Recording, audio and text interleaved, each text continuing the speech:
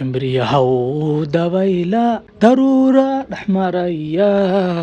deenkii ku uma orodkuugu dawgalay waryaa qabta haddii Arsenal yaa qabto Arsenal waxay ku socotaa speedkii adduunka waa markii ugu horeysay laga soo bilaabo 2007kii ee Arsenal xilli Christmas ah ay ku dhameysato iyadoo u sareysa timka sareeya ana jirin waa big achievement waxa weeyaan waa arin aan loo kala harin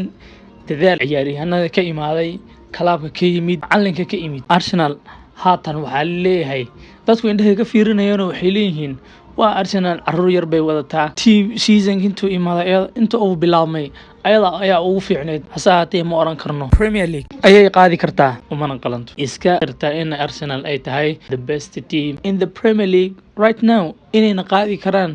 maartay Premier League inay qaadi karaan iska qarta xalay performance Arsenal ay soo dhigtay aad ay u qurux badnaa kadib markii Chelsea ay lose gareysay oo Man City ay lose gareysay Brentford ay ku lose gareysay maartay Arsenal waxay u ahayd advantage ama fursad aan caadi u ahayn muhiimna u ah inay ka faa'iideysto runtii si fudud ayna kaga faa'iideysatay game-ka markuu bilaabmay wax yar u socday Granit Xhaka ayaa xogaa maartay ciyaaryahankaas si kale ayuu dareemay xanuun ma garanayo wax ku dhacay waa la bixiyay Fabio Vieira ayaa la keenay shaqadiisana si fiican ayuu qabsaday maartay hal caawinna uu helay inta uu garoon ku jiray inkasta oo movement maartay banoon uu la jiiday inuu la ordo sidan ku naqaan ciyaaryahanka uu sameeyay waayo laba nambateen ayaa garoonka ku jirto oo arkays Odegaard laftirkiisa banoonta lama ordeen oo ma jiideen waxay ahayd in baas la bixiyo waayo laba nambateen oo mid walbana uu rabo ciyaaryahan khatar uu yahay vision leh nin walba inuu banoonta maartay distance la ordo asay u create garay uu rabo ay ahayd laakiin ciriiri ayuu ku ahaa garoonka oo laacibnimadooda ayaa ka weyneed saahate nin walba gees iyo gees ayaa la kala qabsaday nin walbana meeshiisa ayuu ciyaar qurux badan ka soo bandhigay sidoo kale nambateenka kale asna Odegaard ayaa laba gool xiray iminkana noqday haatan ciyaaryahanka Arsenal oo u gool badan seasonkan taas waxa la oran karaa captain performance waa captain wixii laga rabay wixii lagu yaqaanay wixii looga baahnaa uuna ka baxsaday sidoo kale difaaca ayaa iyaduna waxaan leeyahay Arsenal fans waa inaad xushmadeysaan ciyaaryahankan Gabriel Magalhaes waa aragteen time again ayuu xutusay inuu yahay ciyaaryahan u qalmo Arsenal inuu yahay ciyaaryahanka gadaal u fadhiya ee dhagaxa ah Arsenal la matalaya waliba markay isla taagan yihiin maartay isaga iyo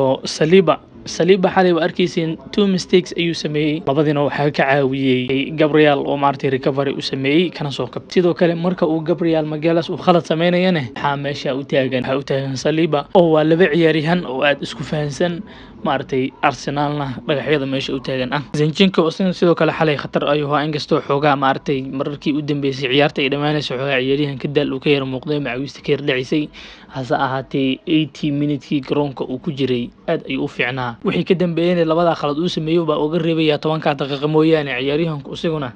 aad ay u fiicnaa sidoo kale Partey ayaa shaqadiisa qabsaday oo midfield ka dhigtay inkasta oo Partey xalay waxyaabo badan maartay inuu sameeyo ayna maartay wax badan inuu sameeyo aan lagu qasbinba oo maartay Wolves ay Arsenal difaac ka gashay haddana wuxuu ahaa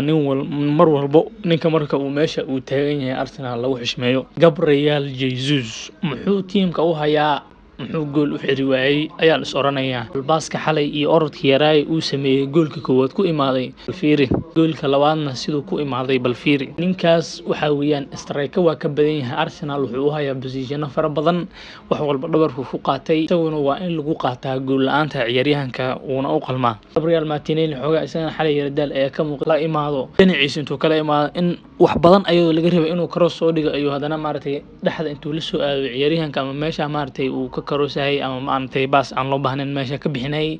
hase ahaatee mar walba haduusan gool u xireen ama caawineen isaguna work rate ayaa meesha yaalo oo banoontii maartay soo raacanaya oo difaacanaya oo keenaya maartay boxka uu la soo aadaya sidoo kale Bukayo Saka ayaa isna garabkiisa ka dadaalayay inkastoo maartay laftirkiisu maartay sidii Martinelli oo kale u ahaa oo maartay isna xalay xogaa ay ka yar muuqatay maartay daldal ahaan laakiin wixii laga rabay xoogii iyo maartay work rate isna meesha ayuu yaalay overall hadii aan ka hadlo teamka ciyaaryahan walba waa fiicnaa nin walba positionkiisa waxa laga rabay ayuu ka qabanayay taasina Arsenal waxay ku caawisay inay Premier League maartay top of the league joogan Christmasna sida lagu aado iyo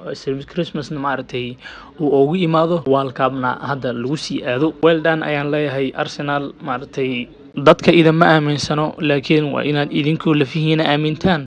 oona ina ku kadsoomin inaad tihiin team hadda Premier League qaadi karo oo maaragtay feeraha maaragtay istaxubinayo. waa inaad ahaataan is aaminsan